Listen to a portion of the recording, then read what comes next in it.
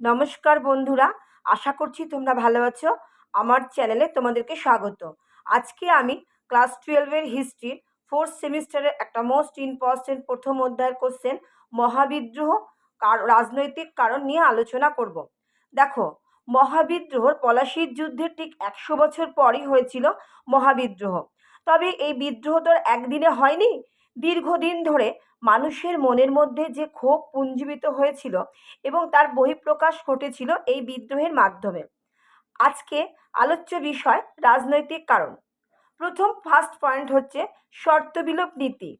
দেখো, যখন লর্ড ডালহৌসি এদেশে আসেন তখন তিনি একটা নীতি ঘোষণা করেন এবং যে কোনো রাজা যদি অপুত্রক অবস্থায় মারা যায় এবং তাহলে সেই রাজার রাজত্ব ইংরেজ সরকারের করায়ত্ত হবে।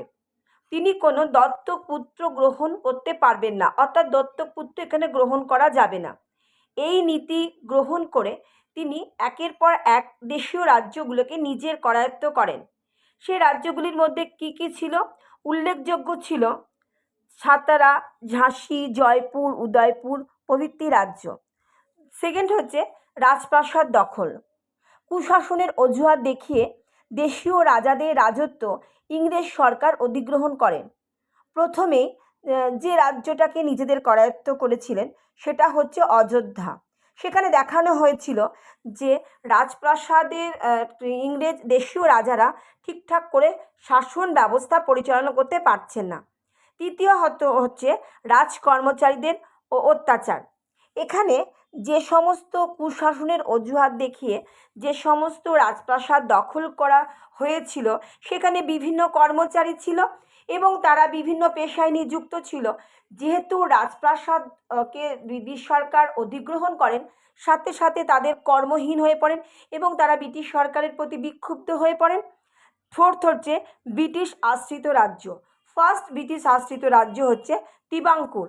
তিবাঙ্কুরকে ব্রিটিশ সরকার গ্রহণ করেন।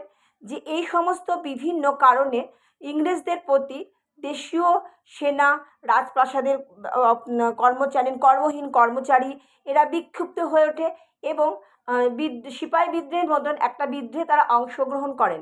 আজকে আমি তোমাদের সঙ্গে রাজনৈতিক কারণ নিয়ে আলোচনা করলাম। নেক্সট ক্লাসে আমি অর্থনৈতিক কারণ নিয়েও আলোচনা করব। যদি আমার পড়ানো তোমাদের ভালো লেগে থাকে প্লিজ আমার চ্যানেলটাকে লাইক এবং সাবস্ক্রাইব করে দিও। দেখা হচ্ছে নেক্সট ভিডিওতে।